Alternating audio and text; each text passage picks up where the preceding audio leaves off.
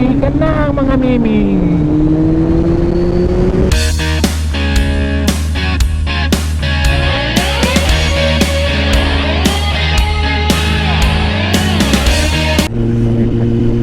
Magandang araw sa ating lahat mga amigo o amiga. Welcome to my vlog, Vargas Vlogs. Paki-subscribe na lang sa mga baguhan pa dyan. At pindutin na rin yung bell icon para sa mga updated na videos.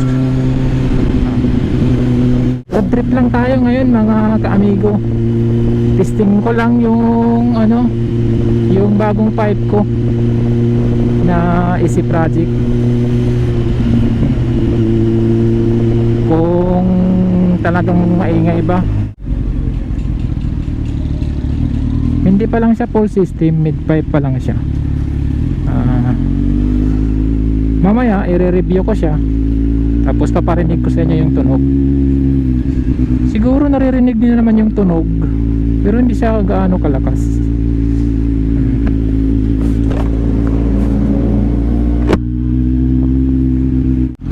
Hindi pa siya pwede pa full system eh, bago pa kasi.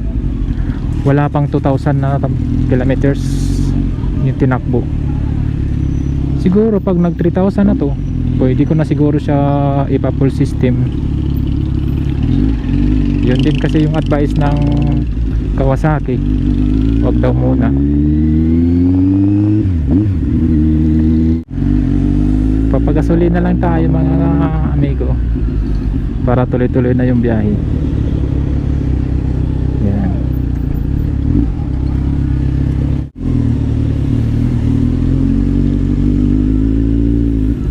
Okay, let's go mga kabargas. Maghahanap na tayo ng mapagpistuhan natin para sa review ng mid pipe natin, Easy Project mid pipe.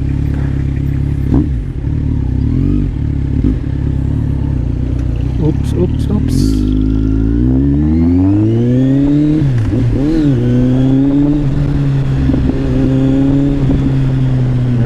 Mukhang maganda naman yung tunog kahit pa paano. Mga amigo, 3 days pa lang to sa akin yung C1000, pero pinapalitan ko na siya ng pipe kasi gusto ko kasi yung maingay eh. Pero sa ngayon hindi pa ako satisfied sa ingay niya kasi mid pipe pa lang siya. Yan. Naririnig nyo yung tunog niya, medyo maingay na rin, pero kulang pa sa akin, hindi pa ako satisfied. Yan. Gusto ko talaga yung wow gumaganoon. ay mukhang maganda dito review. Dito na tayo mag review. Papark ko lang to sa gilid, tapos review tayo. Yan na guys, yan yung Easy Project natin na binili via mid pipe. 3 days pa lang to siya, pinapalitan ko na siya ng mid pipe kasi gusto ko mas maingay, kasi lalo na sa lagi ako dumadaan sa expressway. Gusto ko maingay para maririnig talaga ng mga o-overtaken mo at alam nila na parating ka. Siya nga pala ito guys, mga ka-amigo, binili ko to sa 01 Moto. Alam nyo naman yung 01 Moto, sikat yun sa mga moto vlogger. Ito ay sa kanila galing to. In-order ko to sa online via Lalamove. Pag order ko sa araw na to, mamayang hapon nandyan na siya. Binayaran ko lang sa GCash yung kalahati, tapos yung kalahati doon na sa nagde-deliver. Yan, 01 Moto, shout out sa inyo. Ito, binili ko to para alam nyo na rin kung magkano. Sa C1000 kasi dalawa siya, so naghahalaga siya ng 16,500 yung dalawa na to via mid pipe na. Tapos sa delivery fee meron siyang 280 yata, something, basta mga ganun, 200 plus yun. Kaya lang nagka-problema lang yata dun sa ano, sa pag re-repack nila or pag pa-deliver, kasi ang nangyari dito, puro right yung naibigay sa akin. Pero okay lang naman sa akin yun. Okay, tingnan natin sa kabila. Ayan siya, ito yung kabila, baliktad. Oh, pero okay lang naman sa akin yan, wala namang issue kasi yung tunog ganun pa rin naman eh, hindi naman nagbabago yung tunog. Ito lang, baka dito na to kilala yung motor ko dahil sa ganito, pag nakita nila, oh si ano to, si Vargas to. Anyway, si Vargas nga pala, ito yung pangalan ng motor ko, pinangalan ko sa kanya si Vargas. Yan, para astig tingnan. Pag Vargas kasi astig, pag sabi nga sa Bisaya, Vargas. Yan.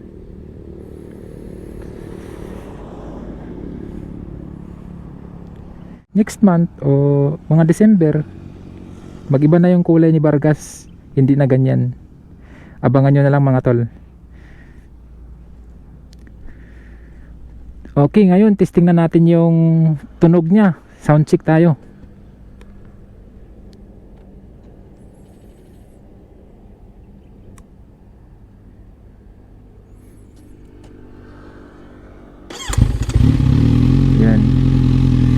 Yan yung tunog niya. Diamid pipe ng Easy Project. Oh, maiksi lang siya, tapos malaki yung butas, you know. Yun, tahimik lang siya mga tol, hindi siya masyadong maingay. Pero pag ibumbahin mo siya, yun, umiingay siya. Parang may kumakalansing.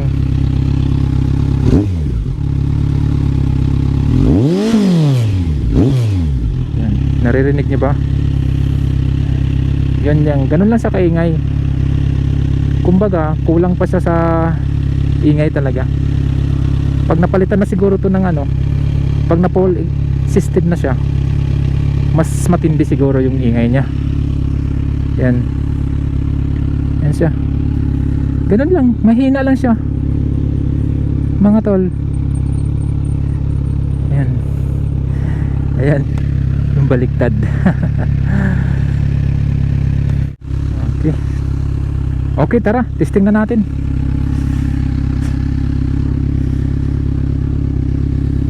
Idaan natin ng expressway kung ano talaga yung tunog niya pag mabilis yung takbo. Let's go.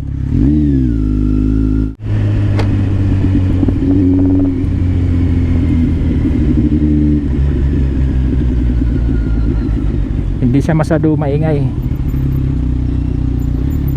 Hi ma'am.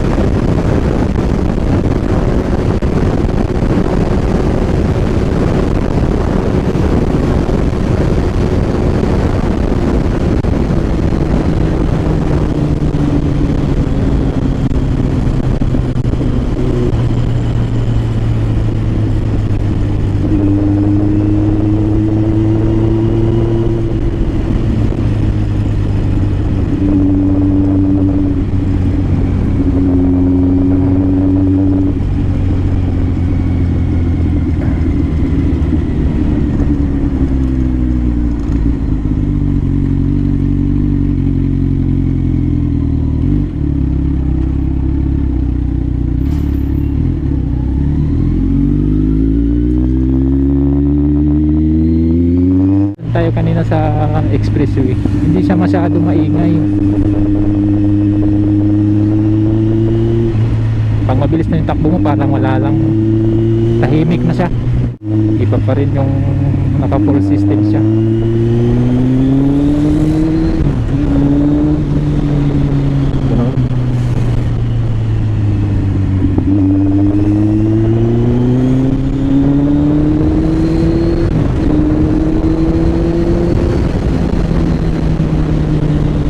Oh, sarap ni ataw talaga nitong si 1000 na to.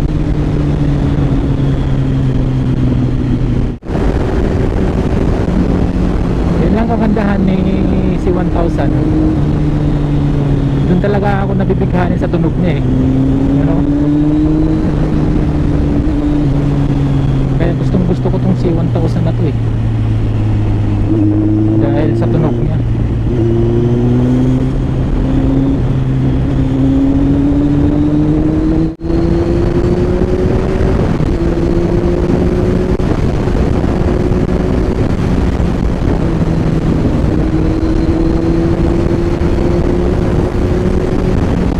Goodness, oh!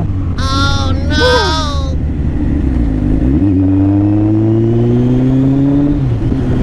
Muntikan na ang mga miming. Kinabahan ako dun. Wala din yung mga kambing na yun. Kung kailan ako pa daan, saka naman tumawid yung mga yun.